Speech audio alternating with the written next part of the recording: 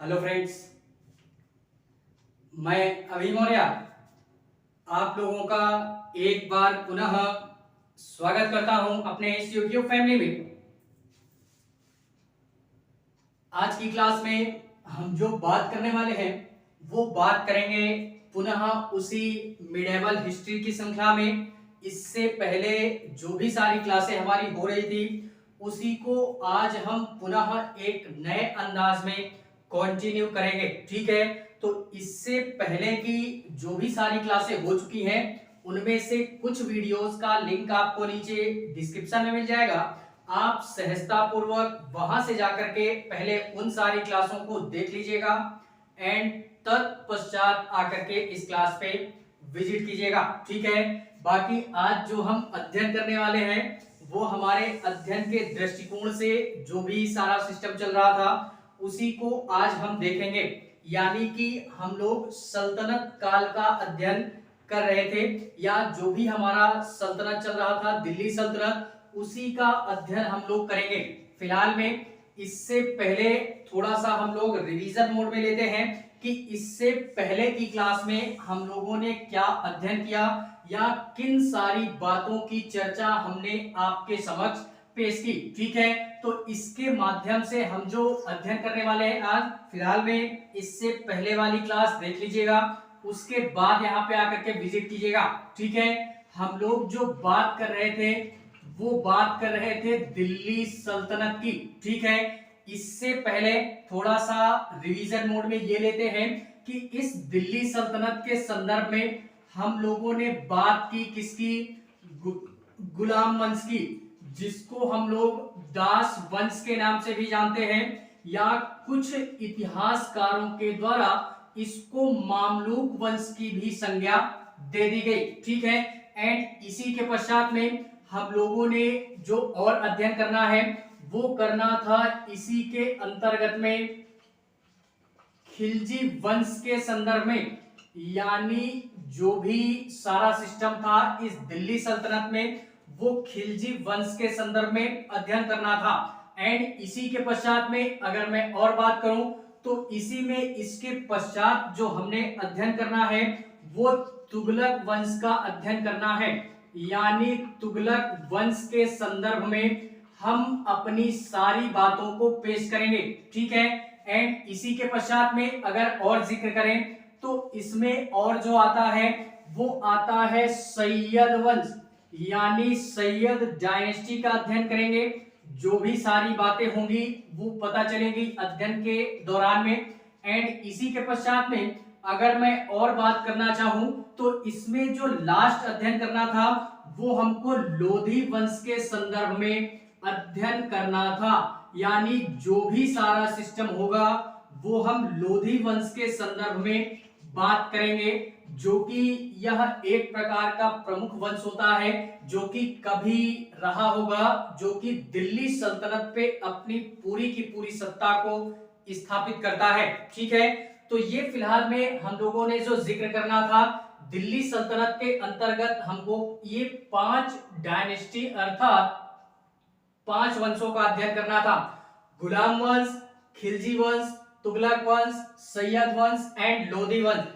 इसके पहले हम लोग ये गुलाम वंश कंप्लीट कर चुके हैं। ठीक है, यानी दास वंश या मामलूक वंश इसको हम लोग कंप्लीट कर चुके हैं, तो इसकी चर्चा हम नहीं करेंगे। ठीक है, इसी के पश्चात में आज जो हम अपनी क्लास को स्टार्ट करने वाले हैं वो पूर्णतः बेस्ड होगी खिलजी वंश के संदर्भ में। ठीक है, जो कि इसका अगर हम लोग शासनकाल बोले तो ज्यादा लंबा शासनकाल नहीं होता है।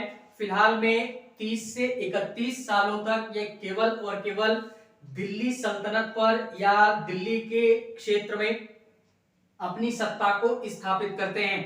यानी 1290 में लेकर के 1206 से 1290 ईस्वी तक गुलाम वंश स्थापित होता है दिल्ली सल्तनत पे। इसी के पश्चात में 1290 में ही इस गुलाम वंश का एक हमारे एक प्रकार से बोले तो अंतिम शासक आता है जिसको हम लोग क्यूमर्स के नाम से जानते हैं। इस क्यूमर्स की हत्या करने के पश्चात में एक नया वंश इसी दिल्ली सल्तनत पे बैठता है शासन करने के लिए, जिसको हम लोग क्या बोलते हैं, खिलजी वंश के नाम से जानते हैं। अगर मैं इसके तारीख का वर्णन करूं तो इसमें जो तारीखों का जिक्र मिलेगा तो वो मिलता है 1290 से लेकर के, यानी तारीख की बात करें तो 1290 से 1320 ईस्वी के मध्य में ये पूरा का पूरा खिलजी वंश हमारा क्या होता है, दिल्ली सल्तनत पे अपनी सत्ता को स्थापित करता है। तो तारीख को देखते ही हमको ये अनुमानित हो गया कि यह जो भी खिलजी वंश था ये हमारे ज्यादा दिनों तक दिल्ली की गद्दी पे बैठ नहीं सका। महज केवल और केवल 20 से 30 सालों के अंदर ही ये पूरा का पूरा वंश क्या होता है, समाप्त हो जाता है। ठीक है, तो फिलहाल में देखते हैं जैसे जैसे क्लास को आगे बढ़ाएंगे सारी बातों का जिक्र करेंगे जो कि खिलजी वंश के संदर्भ में हमारे अध्ययन के दृष्टिकोण से बेहद और बेहद आवश्यक होने वाली है। ठीक है, फिलहाल में देखते हैं इसी में ये जो खिलजी वंश होता है, मैंने पहले ही बोला कि क्यूमर्स की हत्या के पश्चात में इसकी स्थापना होती है और इसकी जो स्थापना करते हैं या इस खिलजी वंश का एक प्रकार से बोले तो जो संस्थापक था वो कौन था, वो था जलालुद्दीन फिरोज शाह खिलजी। इसको हमने याद रखना है। ठीक है, सारे नामों से रूबरू रहिएगा और नामों के पश्चात में तारीखों से रूबरू रहिएगा, क्योंकि अगर हम लोग इतिहास का अध्ययन करेंगे तो तारीखों से हमको क्या होगा, सारी चीजें क्लियर होंगी और तारीख एकदम एग्जैक्ट पॉइंट को डिसाइड करेगी। ठीक है, तारीख अगर गड़बड़ हुई तो पूरी की पूरी घटना चेंज होने वाली है। तो तारीखों से रूबरू रहिएगा और तारीख अगर याद है तो घटनाएं हमारी याद होना निश्चित है। ठीक है, इसमें हम लोग क्या बात करें, अगर खिलजी वंश के संदर्भ में बात करें तो इसके जो संस्थापक थे, नाम याद रखिएगा, इसके जो संस्थापक थे वो थे जलालुद्दीन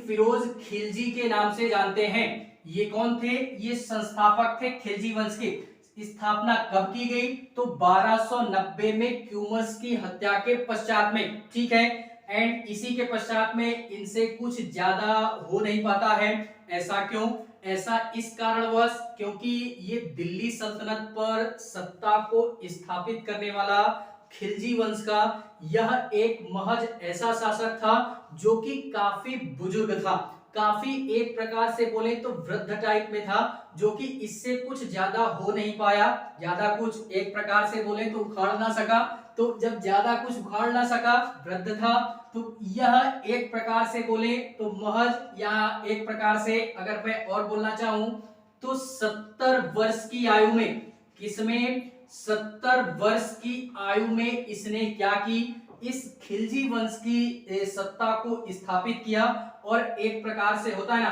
कि यार 70 वर्ष की आयु में व्यक्ति क्या करेगा, वो ना ही किसी प्रकार के साम्राज्य को जीत सकता है अपने दम पे और ना ही ज्यादा उसका दिमाग भी चलेगा, क्योंकि बूढ़ बाढ़ व्यक्ति या वृद्ध टाइप के व्यक्ति कैसे होते हैं ये आप और हम भली भांति परिचित हैं। ठीक है, तो उस समय भी कुछ ऐसा ही था, 1290 का दौर था। उस समय इंडिया में इस दिल्ली सल्तनत पे खिलजी वंश स्थापित हो रहा था। तो 70 वर्ष की आयु में जलालुद्दीन फिरोज खिलजी ने क्या किया, खिलजी वंश की स्थापना की इस पूरे के पूरे दिल्ली वाले क्षेत्र में। ठीक है, एंड इसी के पश्चात में ये शांतिपूर्ण रूप से सत्ता को स्थापित करता है।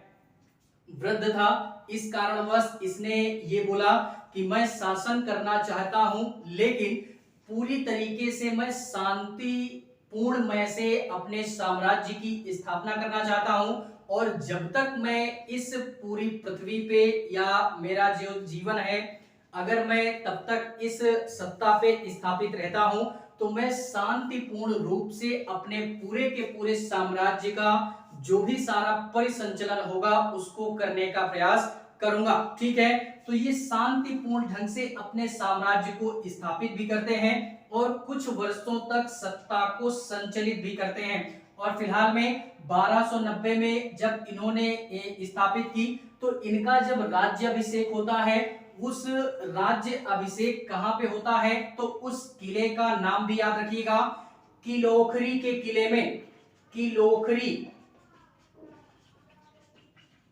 किलोखरी के किले में क्या होता है, इनका राज्याभिषेक होता है, राज्याभिषेक होता है। और यह जो किलोखरी का किला है ये कहां पे पड़ता है, तो ये अगर हम बोले आज वर्तमान की स्थिति में जो भी सारे हमारे ऐतिहासिक इमारतें हैं या जो भी हमारे ऐतिहासिक जो किले वगैरह हैं जो कि राजा और महाराजाओं के द्वारा बनवाए गए प्राचीन समय में, वो आज वर्तमान में कुछ किले ही देखने के लिए मिलते हैं। ऐसा क्यों? क्योंकि यार बहुत सारे ऐसे किले हैं या बहुत सारी ऐसे एक प्रकार से बोले इमारतें हैं जिनको जो बचे हुए हैं सरकार उनका बड़े ही बेहतरीन ढंग से एक प्रकार से बोले तो संरक्षण कर रही है, ठीक है। जो कि अगर हम बात करें तो सरकार के द्वारा इनको संरक्षण प्राप्त करवाया जाता है। ऐसा क्यों? क्योंकि जो भी हमारी ऐतिहासिक प्राचीन धरोहर है उसी के बल पे इंडिया आज क्या है, यानी एक प्रकार से बोले तो जाना पहचाना जाता है दूसरे देशों या विदेशों में, ठीक है। जो भी भारतीय परंपरा है या भारतीय जो भी विरासतें हैं, ऐतिहासिक जो विरासतें हैं, इन्हीं के बदौलत देश और विदेशों में भारत को क्या है, जाना और पहचाना जाता है। इसी कारणवश आज वर्तमान में सरकार इन किलों का या जो भी हमारी ऐतिहासिक इमारतें हैं सरकार बाकायदा उनका संरक्षण करती है। और किसी भी प्रकार की अगर उनके साथ छेड़छाड़ अगर की जाती है तो फिर उसके लिए बाकायदा दंड का प्रावधान भी है, आप लोग उनके साथ छेड़छाड़ नहीं कर सकते हैं। फिलहाल में अगर कभी आपको भी मौका मिले तो एक बार जो भी सारी चीजें इस इतिहास के अंतर्गत हम लोग अध्ययन कर रहे हैं देखते जाइएगा, सारे इंडिया के अंतर्गत में इन सारी चीजों को एक बार अपने प्रत्यक्ष आंखों से रूबरू जरूर कीजिएगा, ठीक है। तो उसी के मतलब संदर्भ में बोला गया कि दिल्ली के पास में ही एक हमारा किला पड़ता है जिसको हम लोग किलोखरी के किले के नाम से जानते हैं। और इसी किलोखरी के किले में क्या होता है कि राज्य अभिषेक किया गया किसका, जलालुद्दीन फिरोज खिलजी का। किस मतलब उम्र में, 70 वर्ष की उम्र में। यह दिल्ली सल्तनत का खिलजी वंश का प्रथम ऐसा शासक था जो कि काफी बुजुर्ग था और मतलब वृद्धा अवस्था में ही इसने क्या की, खिलजी वंश की स्थापना की, ठीक है। और इसने जो भी अपना शासन स्थापित किया वो अपने अधिकारियों के माध्यम से अपनी सत्ता को स्थापित करने का प्रयास किया या अपने अधिकारियों के माध्यम से ही पूरी की पूरी सल्तनत व्यवस्था को या सल्तनत काल की जो भी हमारी राजनीतिक व्यवस्था थी या जो भी अन्य व्यवस्थाएं थी इसके साम्राज्य से रिलेटेड, उन सारी व्यवस्थाओं को अपने अधिकारियों के माध्यम से क्या करता है, संचालित करता है। होता है ना कि मतलब पहले राजा होता है, उसके नीचे कुछ मंत्री वगैरह होते हैं, मंत्रियों के अधीन कुछ अधिकारी गण कार्य करते हैं। तो इस प्रकार से ये जो मतलब जलालुद्दीन जी थे इन्होंने अपनी सत्ता को स्थापित किया और कुछ वर्ष के पश्चात में इनको क्या कर दिया गया, यानी कुछ वर्ष तक इन्होंने सत्ता को स्थापित किया, शासन किया और कुछ वर्ष के पश्चात में इनकी हत्या कर दी जाती है। हत्या वैसे भी बुजुर्ग व्यक्ति था, रणनीति बना करके कोई भी व्यक्ति या उस समय हम लोग जानते हैं कि गद्दी की प्राप्ति के लिए कोई भी किसी का सगा नहीं था। उस समय सल्तनत में जो भी सारा सिस्टम था, जो भी राजा होते थे वो यार बहुत ही घनिष्ठ व्यक्तियों को अपने पास बुलाते थे या अपने पास रखते थे जो बहुत ही विश्वसनीय व्यक्ति होता था। क्योंकि उस समय सत्ता की प्राप्ति के लिए, गद्दी की प्राप्ति के लिए कोई किसी को भी मार सकता था, कोई किसी की भी हत्या कर सकता था, बाप अपने बेटी की भी हत्या कर सकता था और जो भी सारा सिस्टम था उस समय वो कुछ भी हो सकता था, ठीक है। जिस कारणवश काफी सारी सतर्कता बरती जाती थी राजा के खाने पीने में, उनके रहने में, उनकी जो भी देख रेख की जाती थी वो बहुत ही विश्वसनीय व्यक्ति के कारण या बहुत ही विश्वसनीय व्यक्ति के द्वारा की जाती थी, ठीक है। तो इन सारी चीजों का जो भी सारा सिस्टम था उस समय काफी सारा सिस्टम चलता था। वैसे भी यार पढ़ने के अध्ययन से या अध्ययन के दृष्टिकोण से यही मतलब अतीत प्रतीत होता है कि उस समय अगर हम लोग होते तो काफी आनंद आता देखने में और सुनने में या अध्ययन करने में। जो भी सारी चीजें यहाँ पे हम लोगों ने एक प्रकार से बोले अध्ययन के दृष्टिकोण से जो भी समझ आता है हमने या हमारी अपनी स्वयं की जो बौद्धिक क्षमता विकसित होती है इस इतिहास के अध्ययन से, उससे यही प्रतीत होता है कि अगर उस समय के काल में या उस समय हम लोग होते तो थोड़ा सा मजा जरूर मारते, लेकिन मजा क्या मारते कि काफी सारा कांड हो जाता उस समय। लेकिन पढ़ने के दृष्टिकोण से तो काफी रुचिकर है ये, ठीक है। इसी में क्या होता है कि ये जो हमारे जलालुद्दीन है इनकी हत्या होती कैसे है कि इनका एक भतीजा होता है। क्या होता है? इनका एक भतीजा होता है जिसको हम लोग अलाउद्दीन खिलजी के नाम से जानते हैं और पूरा का पूरा खिलजी वंश जो बेस्ड है वो अलाउद्दीन खिलजी के ऊपर ही आधारित है। यानी सबसे महत्वपूर्ण शासक इस खिलजी वंश का कौन आता है? अलाउद्दीन खिलजी। अलाउद्दीन खिलजी के नाम से जानते हैं, जो कि पूरा का पूरा खिलजी वंश किस पे आधारित? इस अलाउद्दीन खिलजी पर आधारित है। काफी महत्वपूर्ण शासक के तौर पे ये दिल्ली सल्तनत पे क्या करता है? अपनी सत्ता को स्थापित करता है। और क्या होता है? मैंने अभी बोला कि ये जो जलालुद्दीन है इसका भतीजा होता है अलाउद्दीन, और इस अलाउद्दीन खिलजी के पिता का क्या नाम था? शिहाबुद्दीन खिलजी। तो शिहाबुद्दीन जो थे उस समय प्राचीन समय में या जिस समय दिल्ली सल्तनत स्थापित था उस समय ये शिहाबुद्दीन एक प्रकार से बोले तो अलाउद्दीन कम उम्र के थे उस समय। तो उनके कम उम्र में ही इनके पिता की क्या होती है? मृत्यु हो जाती है, जिस कारणवश अलाउद्दीन जो होते हैं ये अनाथ टाइप के हो जाते हैं। तो इनके चाचा अर्थात जलालुद्दीन ने इनको क्या किया? पनाह दिया। यानी क्या किया? जलालुद्दीन ने इनका पालन पोषण किया, रख रखाव किया, बड़े ही बेहतरीन अंदाज में इनको सारी सुख सुविधाओं से लैस किया, सारी चीजों की मतलब एक प्रकार से बोले तो सुविधाएं प्राप्त करवाई। लेकिन फिर भी ये इतना बड़ा कमीना किस्म का व्यक्ति निकला। मैंने पहले ही बोला कि उस समय गद्दी की प्राप्ति के लिए कोई किसी का सगा नहीं था।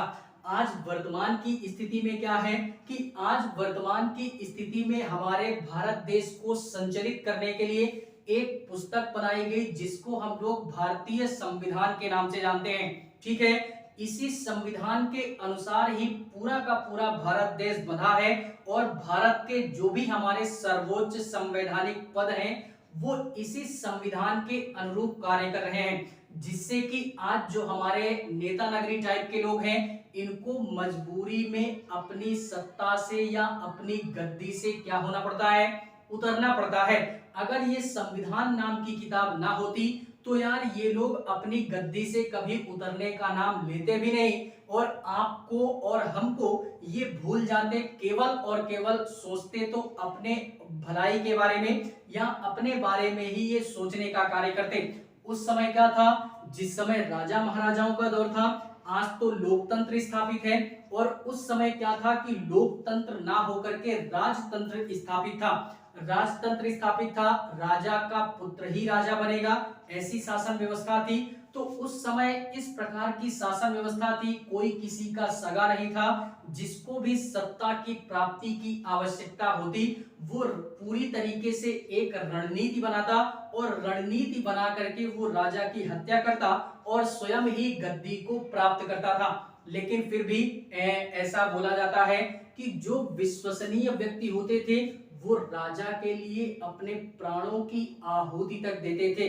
इतने विश्वसनीय व्यक्ति बहुत कम ही देखने के लिए मिलते थे, लेकिन फिर भी जो राजा के एकदम करीबी थे वो यार राजा को बचाने के लिए हर एक तरह का प्रयास करते थे, ठीक है। तो उस समय भी कुछ ऐसा ही था कि जलालुद्दीन ने अलाउद्दीन को पनाह दी, उनका लालन पालन किया, लेकिन फिर भी अलाउद्दीन ने क्या किया कि मौका पा करके जलालुद्दीन की क्या कर दी? हत्या कर दी। हत्या कैसे करता है कि एक प्रकार से बोले तो जो जलालुद्दीन होता है ये अपने शासन के दौरान में ही क्या कर देता है कि 1206 में यानी 1290 में इसका राज्याभिषेक होता है और 1296 में इसने क्या किया कि अपने साम्राज्य का विस्तारीकरण करने के पश्चात में अलाउद्दीन से कहा कि आप दक्षिण की तरफ क्या करो, आक्रमण करो। कहां पे करो? दक्षिण की तरफ आक्रमण करो। तो ये जलालुद्दीन के कहने पर अलाउद्दीन क्या करता है कि दक्षिण भारत की तरफ अपने अभियान को क्या करता है, शुरू करता है। ये जाता है दक्षिण भारत की तरफ, जहां पर एक प्रकार से बोले तो उस समय एक छोटा सा वंश चल रहा था जिसको हम लोग यादव वंश के नाम से जानते हैं। और यादव वंश का एक प्रमुख शासक उस समय दक्षिण भारत में शासन कर रहा था जिसको हम लोग रामचंद्र देव के नाम से जानते हैं। ठीक है, तो ये शासन कर रहा था, लेकिन फिलहाल में दक्षिण भारत पर जब अलाउद्दीन का आक्रमण होता है तो अलाउद्दीन क्या करते हैं कि रामचंद्र देव को एक प्रकार से परास्त कर देते हैं और रामचंद्र देव इस युद्ध में हार जाते हैं और अलाउद्दीन इस युद्ध में क्या होता है, जय अर्थात विजयी होता है। और यहां से वो काफी सारी संपत्ति, काफी सारे पैसे, हीरे जवाहरात, जो भी सारा सिस्टम था वो यहां से एक प्रकार से बोले तो एकत्रित करता है। और एकत्रित करने के पश्चात में ये कुछ कुछ से भी ज्यादा यानी पूरा का पूरा साम्राज्य इसने दक्षिण भारत में स्थापित किया। तो क्या करता है कि जो भी सारे संपत्ति, पैसे वगैरह मिले, ये आधी से ज्यादा संपत्ति अपने पास रखता है और जलालुद्दीन से ये नहीं बताता कि मैंने मतलब इस क्षेत्र पर विजय प्राप्त की और मुझसे या इस क्षेत्र पर मैंने इतने सारे पैसे मुझसे मिले या इतनी संपत्ति मैंने इस क्षेत्र से एकत्रित की। ठीक है, तो इस संदर्भ में वो राजा को बिना बताए ही एक प्रकार से क्या करता है कि संपत्ति को छुपा करके रखता है। और काफी सारा मतलब काफी सारी चीजें होती हैं जिसमें कुछ दिनों के पश्चात में इसके पास में थोड़ा सा होता है ना कि व्यक्ति के पास में जब पैसा आता है, पैसे के साथ साथ में थोड़ी सी पावर आती है, तो एक प्रकार से उसके पास में थोड़ा सा घमंड तो आता ही है। तो जस्ट सेम उसी प्रकार अलाउद्दीन के साथ में होता है कि जैसे ही इसके पास में पैसा आता है, और ये जलालुद्दीन का एक प्रकार से बोले तो भतीजा था, और जलालुद्दीन का भतीजा होने के साथ साथ में जलालुद्दीन ने अपनी पुत्री का विवाह भी इससे करवाया था, क्योंकि वो सोच रहा था कि ये काफी अच्छा है, मेरी साम्राज्य को संचालित करने में काफी सारा हेल्प करता है। तो इसके व्यवहार को देखते ही जलालुद्दीन ने क्या किया कि अपने पुत्री का विवाह भी करवा दिया था, लेकिन उसको ये पता नहीं था कि ये पीठ पीछे मुझे धोखा देगा। तो जैसे ही इसने दक्षिण पर विजय प्राप्त की, काफी सारी संपत्ति प्राप्त की, तो इसको ऐसा महसूस होने लगा कि अब मुझे राजा बनना चाहिए, क्योंकि मैंने अपने दम पे पूरे के पूरे दक्षिण भारत पे क्या किया, दिल्ली सल्तनत का विस्तारीकरण किया। और ये मात्र पहला ऐसा शासक था दिल्ली सल्तनत का जिसने दक्षिण भारत की सीमाओं तक अपने पूरे के पूरे सल्तनत का क्या किया, प्रचार और प्रसार किया और साम्राज्य का विस्तार भी किया। ठीक है, तो इसी कारणवश इसने क्या किया कि इसको एक समय ऐसे लगता है कि मुझे अब शासक बनना चाहिए, तो ये पुनः जाता है उत्तर भारत वाले क्षेत्र में, जहां की पूरा का पूरा दिल्ली सल्तनत स्थापित था, जहां पे केंद्र था, जहां पे जलालुद्दीन जी शासन कर रहे थे। पूरी तौर से रणनीति बना करके ये जलालुद्दीन की हत्या करता है, और हत्या करने के पश्चात में पूरे के पूरे इस खिलजी वंश पर, जो दिल्ली सल्तनत पर खिलजी वंश स्थापित था, इसका पूरा का पूरा शासनकाल किसके अंडर में, वो अलाउद्दीन खिलजी के शासन के दौर में पूरा का पूरा दिल्ली सल्तनत चलने लगता है। ठीक है, और फिलहाल में ये एक प्रकार से बोले तो 1290 से 1320 ये एक प्रकार से इसका जो शासनकाल चलता है 1206 से लेकर के 1316 1206 से लेकर के 1316 के मध्य में, यानी 20 वर्षों का एक प्रकार से इस पूरी की पूरी गद्दी पर 20 वर्षों का शासनकाल किसका? अलाउद्दीन खिलजी का। ठीक है, जो कि सबसे महत्वपूर्ण और इस खिलजी वंश का बेहद और बेहद महत्वपूर्ण शासक उभर करके आता है, जिसको हम लोग अलाउद्दीन खिलजी के नाम से जानते हैं। ठीक है, तो देखते हैं इस पूरे के पूरे अलाउद्दीन खिलजी के संदर्भ में, जो कि खिलजी वंश का सबसे महत्वपूर्ण शासक के तौर पे उभर करके आता है और अपने ससुर की, एक प्रकार से बोले अपने ससुर बोल दीजिए या चाचा बोल दीजिए, उनकी हत्या करने के पश्चात में इसने गद्दी को क्या किया? प्राप्त किया था। ठीक है, देखते हैं इस पूरे के पूरे अलाउद्दीन खिलजी के संदर्भ में कि ये जब सल्तनत पे बैठता है या गद्दी पे बैठता है तो क्या क्या कार्य करता है। ठीक है, ये अलाउद्दीन एक प्रकार से बोले, इनका डेट याद रखिएगा 1206 से लेकर के 1316, डेट याद रखिएगा 1206 से लेकर के 1296 से 1316, ये शासनकाल किसका? अलाउद्दीन खिलजी का। और इसका एक प्रकार से बोले तो बचपन में इसका दूसरा नाम था, बचपन का नाम इसका क्या था? अली नाम था, अली, या कुछ लोग इसको गुरसब के नाम से भी जानते हैं, जो कि इतिहासकारों के द्वारा संज्ञा दी गई गुरसब नाम की, जो कि अलाउद्दीन खिलजी के ये हमारे बचपन के नाम थे, इसको भी याद रखने हैं। और फिलहाल में 20 वर्षों का शासनकाल था इसका, पूरे के पूरे सल्तनत पे ये 20 सालों तक अपनी सत्ता को क्या करता है? स्थापित करता है। मैंने पहले ही बोला कि अपने चाचा अर्थात अपने ससुर की हत्या करने के पश्चात में ये गद्दी पे बैठता है और गद्दी पे बैठने के पश्चात में ये राजा अर्थात शासक बनने के पश्चात में काफी सारे चेंजमेंट करता है। यानी ये एक ऐसा शासक था दिल्ली सल्तनत का जो कि अपने मन मुताबिक शासन करता है, किसी भी परंपरा को, यानी होता है ना, हम लोग शुरू से पढ़ते चले आ रहे हैं कि कोई भी शासक अगर एक प्रकार से बोले इस्लामिक शासक, ये सारे के सारे इस्लामिक शासक ही हैं। ठीक है, जो कि हम शुरू से अध्ययन करते आ रहे हैं। तो इस्लाम धर्म में एक परंपरा विकसित हुई थी कि कोई भी व्यक्ति अगर इस्लाम की तरफ से या इस्लामिक शासक अगर कोई बनता था तो वो खलीफा से सुल्तान पद की उपाधि धारण करता था।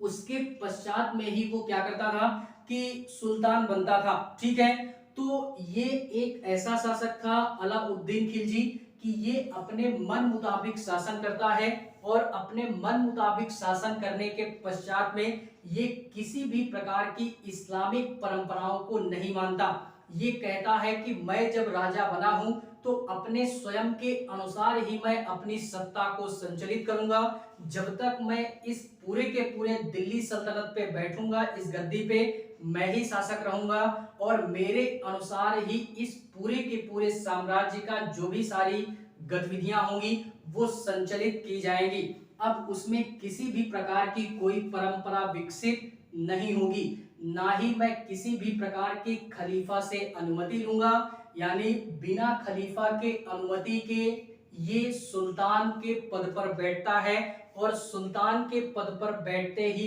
पूरी की पूरी सल्तनत व्यवस्था को संचालित करता है। ठीक है, तो इस्लामिक परंपरा को ये नहीं मानता और इस्लामिक परंपरा को नहीं मानता है तो इसने ये बोला कि धार्मिक चीजें जो होंगी वो मेरे साम्राज्य में अलग होंगी और धार्मिक चीजों को छोड़ करके जो प्रशासनिक चीजें होंगी अर्थात जो साम्राज्य से जुड़ी हुई चीजें होंगी वो अलग होंगी। तो यह एक ऐसा प्रथम शासक था जिसने धार्मिक चीजों को अलग कर दिया और धार्मिक चीजों के साथ साथ में जो भी राजनीतिक गतिविधियां थी उनको अलग कर दिया। इससे पहले हम लोगों ने अध्ययन किया था कि जो भी सारा सिस्टम था, खलीफा नाम का जो पद था, ये पहले एक धार्मिक पद हुआ करता था, लेकिन जैसे जैसे इस्लाम का विस्तार हुआ, क्षेत्रों का, साम्राज्यों का विस्तार हुआ, तो ये खलीफा का जो पद था ये राजनीति के तौर पे इसका भी विस्तारीकरण हुआ। तो तो ये कहता है कि ये जो भी सारा सिस्टम है, मैं ना ही इस्लामिक परंपरा को मानूंगा, ना ही किसी भी प्रकार की कोई भी परंपरा होगी इस्लाम से रिलेटेड या किसी भी अन्य चीजों से रिलेटेड, मुझसे उससे किसी भी प्रकार का कोई मतलब नहीं है। शासन करूंगा तो अपने अनुरूप ही शासन करूंगा। ठीक है। इसके पश्चात में उसने ये भी कहा कि अगर कोई भी शासक या कोई भी राजा अगर शासन करता है तो राजा के लिए या शासक के लिए सबसे बड़ी चीज होती है निरंकुशता। यार ये निरंकुशता और राजत्व का सिद्धांत ये हम लोगों ने इससे पहले की क्लास में पढ़ा था। क्या पढ़ा था कि ये जो अलाउद्दीन है इसने भी राजत्व का सिद्धांत दिया, राजत्व का सिद्धांत प्रतिपादित किया और निरंकुशता का सिद्धांत दिया। कुछ याद आ रहा होगा, याद क्या आएगा कि इससे पहले हम लोगों ने अध्ययन किया था इसका गुलाम वंश का, जिसके गुलाम वंश में हम लोगों ने अध्ययन किया था गियासुद्दीन बलबन का। उसने भी इन दोनों ही प्रथाओं पे जोर दिया था, राजत्व का सिद्धांत या जिसको देवत्व के सिद्धांत के नाम से भी जानते हैं, एंड दूसरा इसमें निरंकुशता का सिद्धांत भी बलबन के समय में पेश किया गया। तो सेम उसी प्रकार की परंपरा हमारी विकसित की किसने, अलाउद्दीन खिलजी ने। क्या किया कि राजत्व के सिद्धांत से तात्पर्य यह है कि किसी भी परंपरा को ना मानते हुए अपनी परंपरा को, स्वयं की परंपरा को विकसित करना। अर्थात जो भी हमारे साम्राज्य के लोग होंगे उनसे ये कहना कि मुझको एक प्रकार से बोले तो ईश्वर ने राजा बना करके भेजा है मुझको आपके बीच में कि मैं आपके बीच में जाकर के राजा बन करके आप लोगों का कल्याण कर सकूं।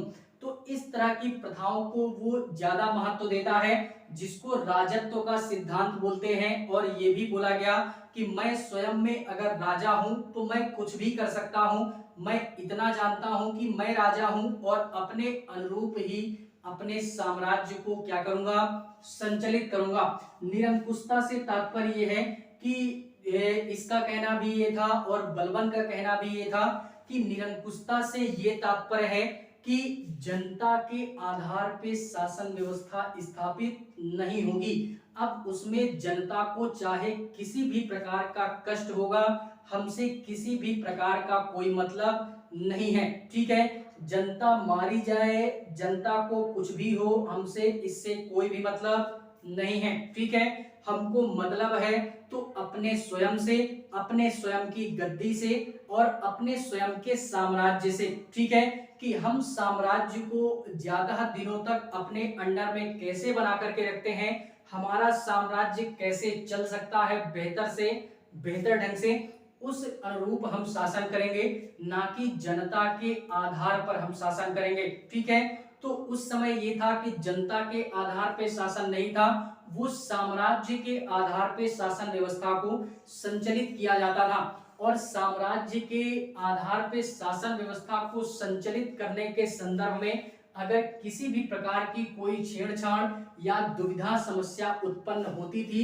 या कोई भी व्यक्ति अगर इस संदर्भ में छेड़छाड़ करता था तो शासक के द्वारा या सुल्तान के द्वारा उसको मृत्यु दंड क्या कर दिया जाता था, दे दिया जाता था। इतनी कठोर व्यवस्था थी उस समय दिल्ली सल्तनत में। ठीक है, तो ये भी था निरंकुशता का सिद्धांत। और इस निरंकुशता के सिद्धांत से यार काफी सारी चीजें होती हैं कि हम लोगों ने पहले भी पढ़ा कि जब अलाउद्दीन खिलजी वगैरह ये सब शासक वगैरह बनता है तो ये हत्या करके बनता है, अपने चाचा की हत्या करता है, जिससे कि उस समय जो भी दरबार में लोग थे, वो अमीर लोग या जो भी सरदारों का समूह हुआ करता था, तो वो सारे लोग अलाउद्दीन खिलजी से खुश नहीं थे, वो इनके विपक्ष में यानी समर्थन करते हैं, इनके विरोधी हो जाते हैं।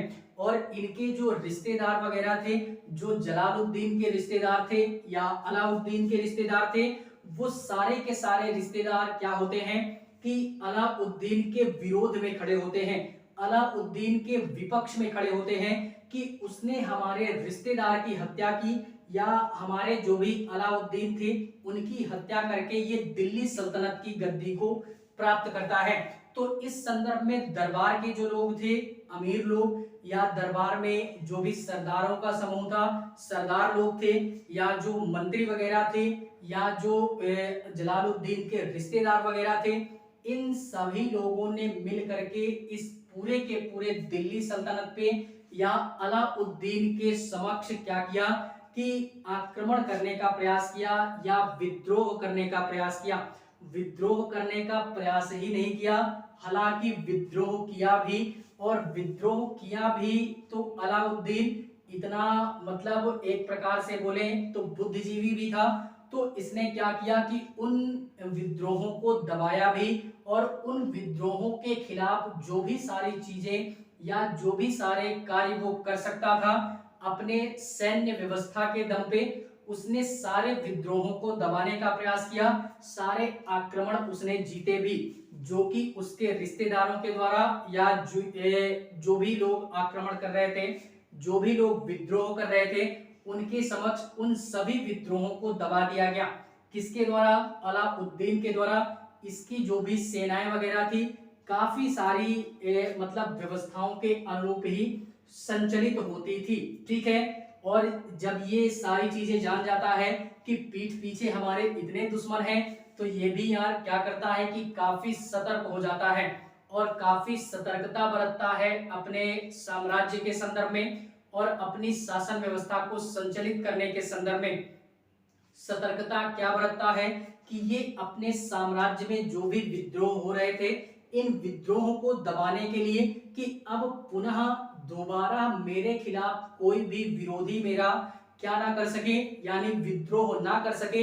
इस उपलक्ष्य में उसने 4 प्रकार के अध्यादेश जारी किए, यानी सतर्कता बरती और बड़ी ही बेहतरीन सतर्कता बरती कि उसने अपने साम्राज्य में 4 प्रकार के क्या किए, अध्यादेश जारी कर दिया। अध्यादेश जारी कर दिया 4 प्रकार के।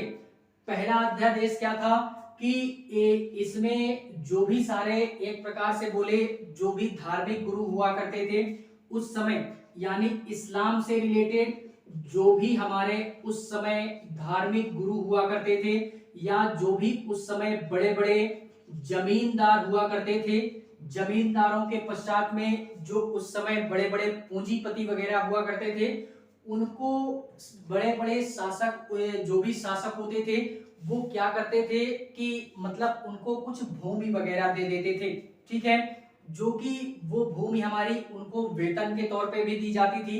यानी एक प्रकार से बोले तो जो भी हमारे जमींदार वगैरह थे उन्होंने शासक के लिए कुछ कार्य किया तो शासक ने उनको क्या किया कि कुछ भूमि दान में दे दी, या दान की तरह भी देते थे, वेतन के तौर पे भी देते थे, पेंशन के तौर पे भी देते थे, उपहार के तौर पे भी देते थे। तो भूमि वगैरह इस प्रकार से दे दिया जाता था उन लोगों को। तो वो जो भूमि दे दी जाती थी उस भूमि को क्या कर दिया गया कि ये अलाउद्दीन ने कहा कि अब वो जो भूमि दे दी गई है जमींदारों को, धार्मिक गुरुओं को, या उस समय जो बड़े बड़े पूंजीपति होंगे, उस जमीन को अब हम वापस ले लेंगे। अब किसी भी व्यक्ति को भूमि दान में दी नहीं जाएगी, जिसको हम लोग क्या बोलते हैं, एक प्रकार से बोले तो खालसा भूमि के नाम से जानते हैं। किस नाम से जानते हैं? खालसा भूमि के नाम से जानते हैं। खालसा भूमि होती क्या थी? ये एक प्रकार से नाम है दिया गया है, बेसिकली इतिहासकारों ने नाम दिया खालसा भूमि, जो कि एक प्रकार से सरकारी भूमि होती थी। उस समय शासक कौन? अलाउद्दीन खिलजी। तो अलाउद्दीन खिलजी उस समय पूरा का पूरा सरकार था। तो ये क्या करता है कि जो भी अमीर थे उस समय, जो भी बड़े बड़े पूंजीपति थे, बड़ी बड़े जमींदार थे उस समय, जिनके पास में बहुत सारी भूमि थी, तो उस भूमि को वापस ले लिया गया। इसी को क्या बोला गया?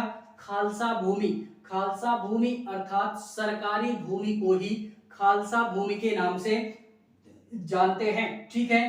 तो भूमि को वापस ले ली गई, जिससे जो वो बड़े बड़े पूंजीपति होते थे उनके पास में अब किसी भी प्रकार की कोई जमीन जायदाद रह नहीं गई, तो वो लोग थोड़ा सा गरीब टाइप में हो जाते थे।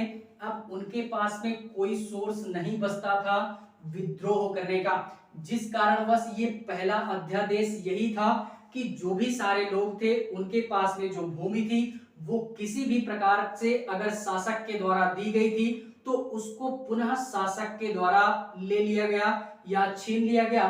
इसी को प्रथम अध्यादेश के नाम से जानते हैं। और खालसा भूमि क्या होती है याद रखिएगा, जिससे कि अब विद्रोह अलाउद्दीन खिलजी के संदर्भ में नहीं हो सकेगा। इसने अपनी बुद्धिजीविता के माध्यम से ऐसा अध्यादेश जारी किया, ऐसा इसका मानना था। ठीक है, दूसरा अध्यादेश क्या था?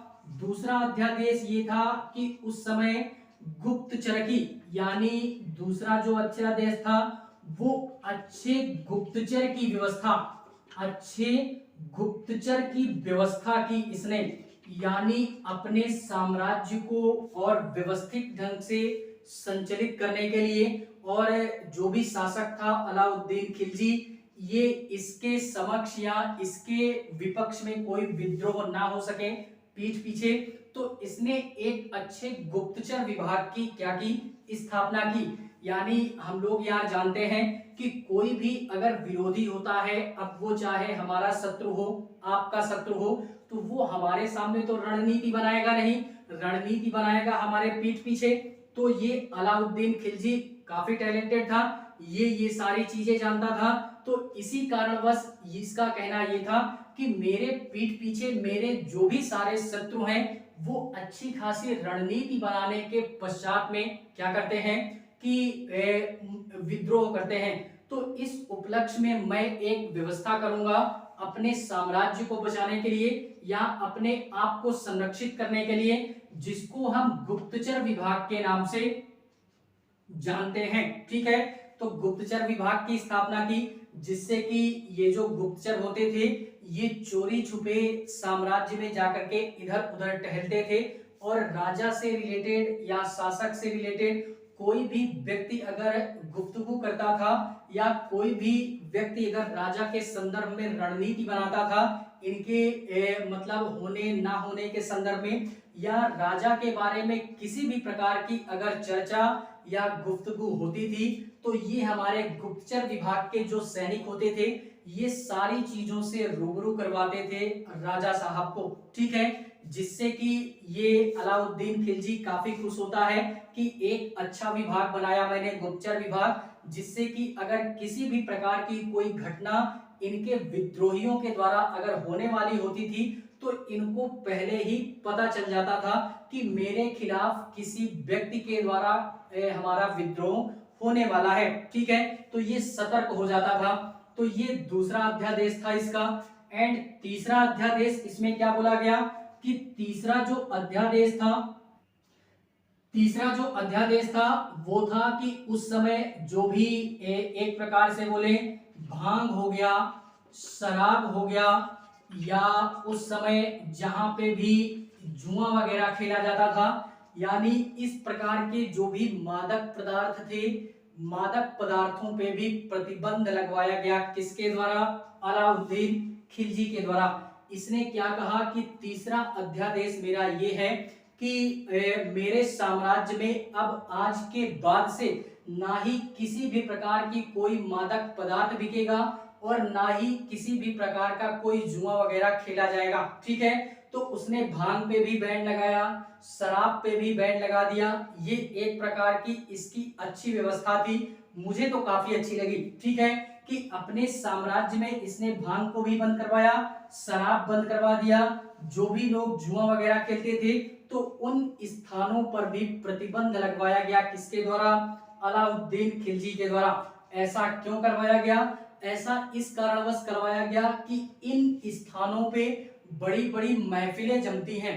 और आज भी यार ऐसा होता है कि अगर हम लोग ठेके वगैरह पे चले जाएं या कहीं पे भी चले जाएं जहां पे बड़े बड़े शराबियों का या नशेड़ियों का जो अड्डा होता है, वहां पे काफी सारी महफिल जमती है और एक से एक बातें वहां पे होती हैं, एक से एक राजनीतिक मुद्दा वहीं पे उठता है, जो कि समाज की जो भी समस्याएं होंगी वो सारी की सारी समस्याएं अगर उठेंगी तो इन्हीं नशेड़ियों के द्वारा उठती हैं। और काफी सारी महफिल जमती है वहां पे, ठीक है। तो अलाउद्दीन का भी कहना यही था कि इन जगहों पे बड़ी बड़ी महफिलें जमती हैं, तो इन जगहों पर भी प्रतिबंध लगवाया जाए कि अब कोई भी व्यक्ति इन जगहों पे ना जाएगा और ना ही इनका सेवन करेगा। सेवन करने के पश्चात में क्या है यार कि इन जगहों को ही बैन कर दिया गया, ना ही बिकेगा ना ही कोई सेवन करेगा, ठीक है। उनका मानना ये था कि जब लोग पी लेते हैं या नशे में होते हैं तो काफी सारे महफिलें जमाते हैं और एक से एक बातें करते हैं, और वहां पे राजा के संदर्भ में या शासक के संदर्भ में भी काफी सारी बातें होती थी और इनके काफी सारी चीजें होती थी। तो इस कारणवश इन जगहों को भी बैन करवाया गया। ये भी तीसरा अध्यादेश था किसका? अलाउद्दीन खिलजी का। इसी में चौथा अध्यादेश क्या आता है? चौथा अध्यादेश इन्होंने ये दिया कि उस समय जो भी बड़े बड़े अमीर व्यक्ति थे या बड़े बड़े सरदारों का जो समूह था उनको पूरी तरीके से प्रतिबंध कर दिया गया। यानी जो बड़े बड़े अमीर टाइप के लोग थे या सरदारों का जो भी समूह था उसको क्या किया गया? प्रतिबंध कर दिया गया। अर्थात जो भी उस समय शादी विवाह वगैरह होते थे, जो भी अमीर वगैरह होते थे, एक अमीर से दूसरे अमीर, एक सरदार से दूसरे सरदार के मध्य में शादी विवाह वगैरह होते थे, तो दावतें वगैरह होती थी, निमंत्रण वगैरह होते थे।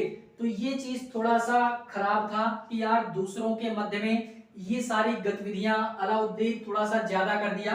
अपने साम्राज्य में ये थोड़ा सा ज्यादा हो गया था कि एक प्रकार से बोले ना कि इसको अपने सत्ता और गद्दी का डर था। शायद इसी कारणवश इसने इन सारी व्यवस्थाओं को क्या किया? अपने साम्राज्य में लागू किया, ठीक है।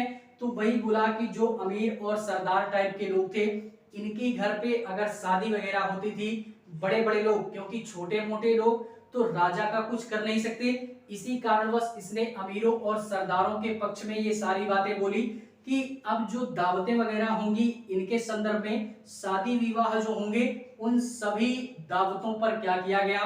प्रतिबंध लगा दिया गया। किसके द्वारा? अलाउद्दीन खिलजी के द्वारा। तो ये चार प्रकार के अध्यादेश थे जो कि एक प्रकार से अलाउद्दीन खिलजी ने अपने साम्राज्य को बचाने के लिए, अपनी सत्ता को बचाने के लिए या अपने आप को बचाने के लिए चार प्रकार के अध्यादेश अपने साम्राज्य में लागू किए, ठीक है। ये सारा सिस्टम यहाँ पे होता रहता था। तो फिलहाल में ये था हमारा एक प्रकार से खिलजी वंश से रिलेटेड। फिलहाल में अभी इसमें हम लोग इसके आगे की क्लास को पुनः कंटिन्यू करेंगे। फिलहाल में आज के लिए बस इतना ही। मिलेंगे इसी खिलजी वंश के संदर्भ में किसी नई क्लास में। फिलहाल में इसको एक बार पुनः रिवाइंड कीजिएगा एंड उसके पश्चात इसको फिर से देखिएगा। सारी की सारी चीजें क्या हो जाएंगी? क्लियर हो जाएंगी, ठीक है। बाकी क्लास अगर अच्छी लगे तो लाइक करें, कमेंट करें और चैनल को सब्सक्राइब जरूर करें। बाकी मिलेंगे इसी मिडिवल हिस्ट्री की श्रृंखला में किसी नए चैप्टर पे या इसी के नेक्स्ट पार्ट में। तब तक के लिए जय हिंद।